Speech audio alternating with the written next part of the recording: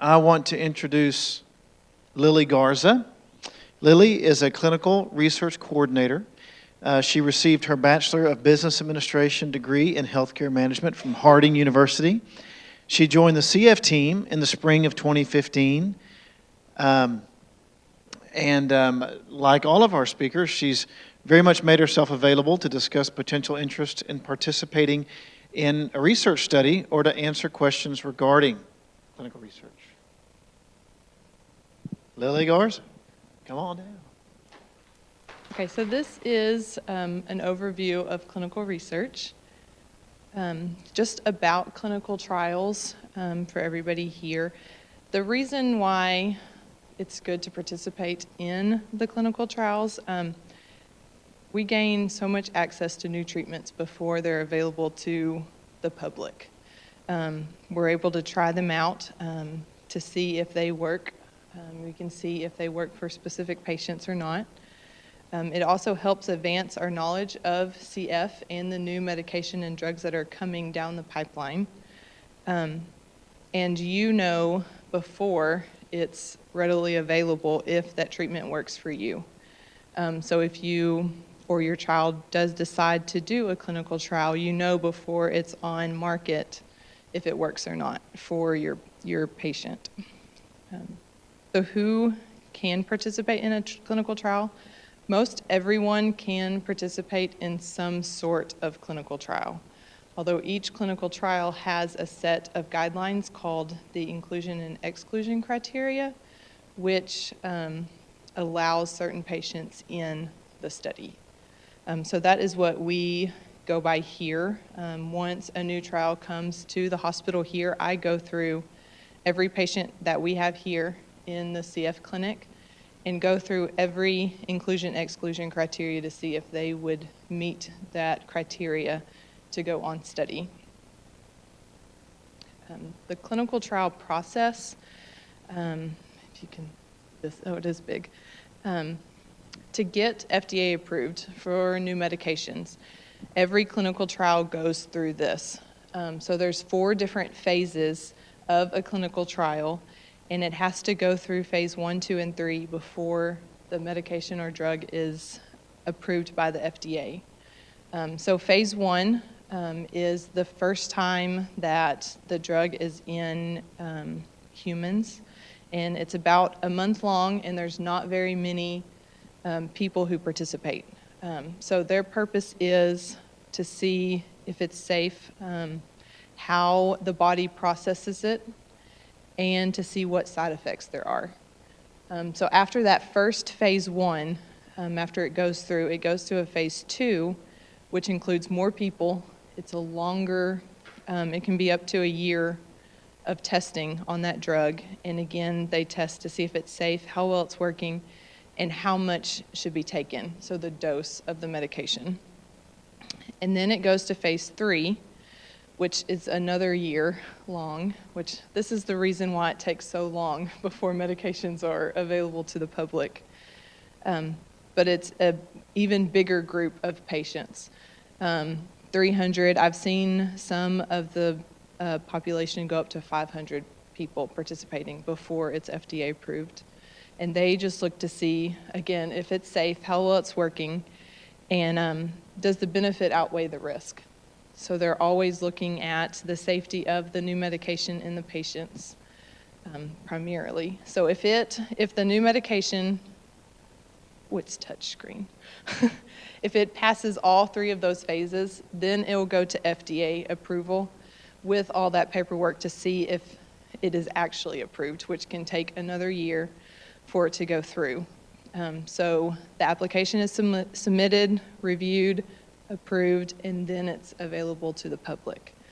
After the new medication is available, there's still another phase that they go through.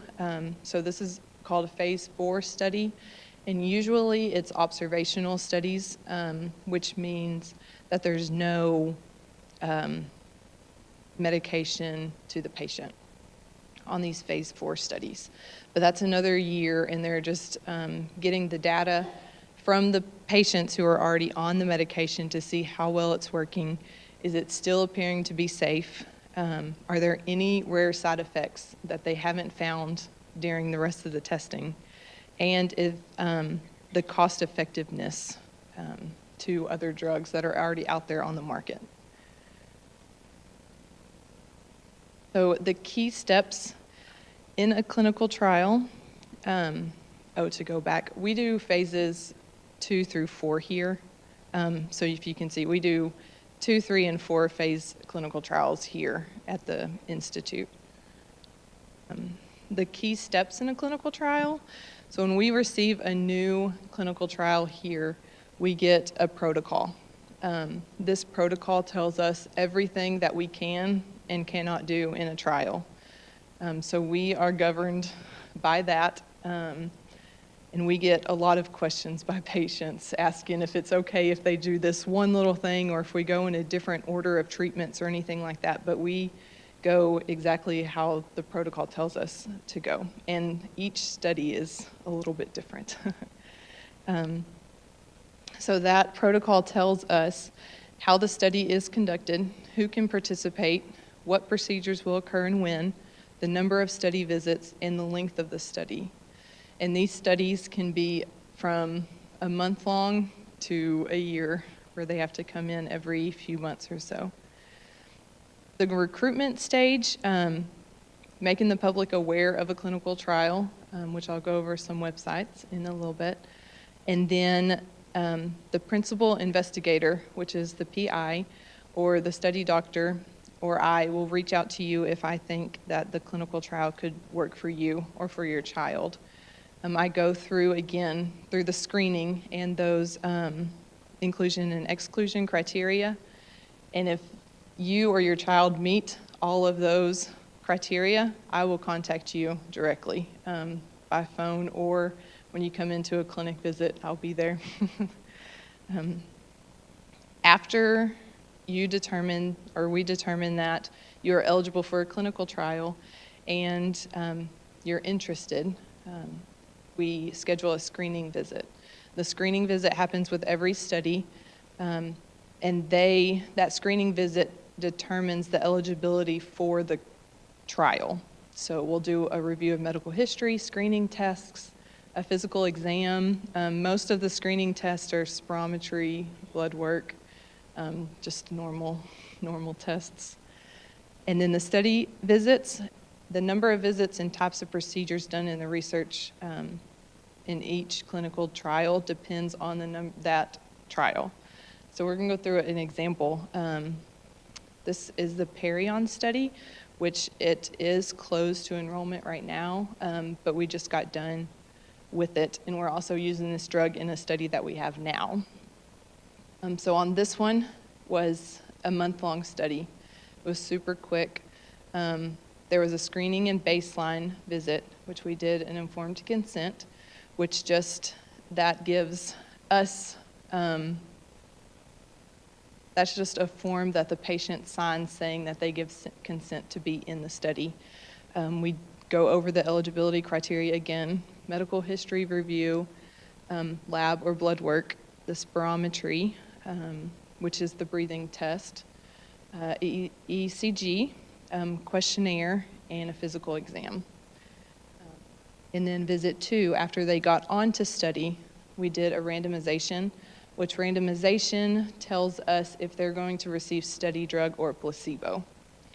Most of our studies have study drug and placebo and are double blind, which means that I don't know if you got real drug, or the patient doesn't know and the doctor doesn't know if they're on real drug or a placebo. And then during that visit 2, we again do all of those tests again, and then they receive study drug in clinic. Visit 3, they would come back and do all of those, the lab spirometry, ECG again, and receive study drug in clinic. And then visit 4, we did all of those tests again, lab spirometry, ECG, just to make sure, or to look at the differences from screening and termination.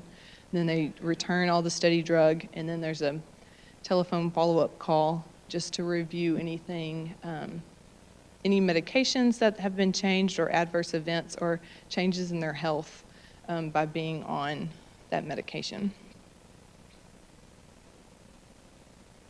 So this is the drug development pipeline, which Holly was talking about earlier. And I'm so glad she didn't go over. But there are two different links here, and they're both on the foundation's website that you can go to. This one is the drug development pipeline. And if you go here, it's cff.org, and then it's under our research. But you can go to the pipeline. And it's a tool to show what drugs are coming and are in development. So this, for example, Kalydeco, there's a check to the right, which under it says it's to the patient. So that one is already FDA approved, and or can be, is already FDA approved, and it is on market to the patients now. It also tells you these other medications, where they are in the different phases of the clinical trials. So if you click on one, it goes to a more in-depth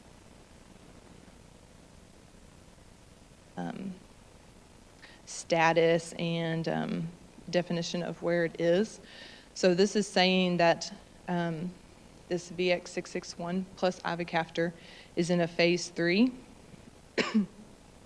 right now, and it tells you what it is. So this is for people with CF who have 2 copies of the F508del mutation. So you can see just on here that how it's going. So it also includes the latest news of this drug and the information, and you can get all of that information on all of the new upcoming drugs that are here. So that's a pretty cool little research that you can have. These top ones restore CFTR function. If you go down, there's all the different other ones that you can get. So even nutrition GI. And another very new one, this is a trials finder that they just came out with. So in here, which is also on the Cystic Fibrosis Foundation's website, you can actually search for trials based on location, also based on if they're enrolling or not, all of these things on the left. So if there's an age limit for the trial, if you have to have a certain FEV1 percentage, you can put it in there. You can also search on mutation or a type of approach that you're wanting. So you can go, see, there was one. This one right here. A phase 3 study of Vertex 661 and Ivacaftor. If you click on that study and are interested in that study, this will tell you a little bit about the study. It tells you a little bit of the criteria over here on the right. So you had to be 12 years or older, and 1 copy of F508 del, and a FEV1 percentage of 40 to 90%.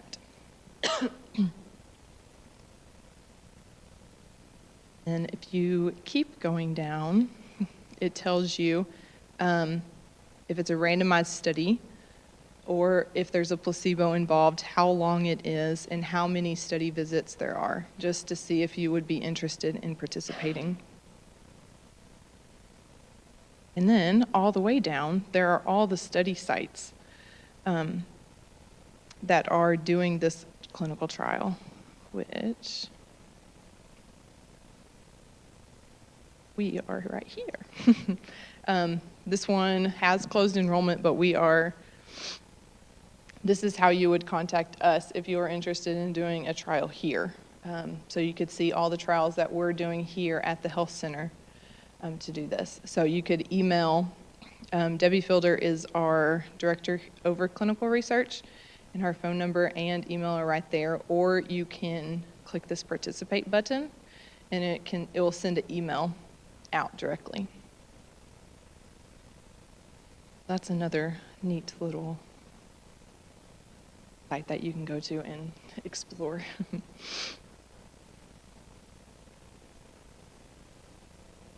So the trials that we have here right now, these are just the trials that we have for CF. In our department, we do all types of different ones, but these are the ones for CF. So we do have the CF patient registry. That's through the foundation. We are doing the Novartis Toby podhaler observational study, and that's just looking at how well the Toby podhaler treats the Pseudomonas bacteria. We have a PERT study, which is another observational one, meaning that there's no drug, and they are looking at the PERT medication in CF patients. We also have the CFFC study right here that is another observational study. And then we have the Vertex studies, a lot of those. And if y'all have been around CF a lot, Vertex is a big name, and they do a lot of research with CF. Right now we're doing the one that's active is the Vertex 15-371-101, which they're working with double delta patients. And that combines the Perion drug from the earlier study and the Orkambi, just to see how well those interact together. The not enrolling ones right now that we have had, we've had the Vertex 103, 105, 106, 108 studies that just works with the Orkambi medication. PTC study and a mannitol study that they're seeing how well mannitol works in CF patients. So the importance of clinical trials. So it's the access to investigational drugs before they come available to the public. The chance to help those who have become newly diagnosed with CF, to contribute to the advancement of medical knowledge, and the people who do participate help us come one step closer to finding a cure for CF. So being able to do these clinical trials and having all the data from them help us to find a cure and find better drugs to treat CF.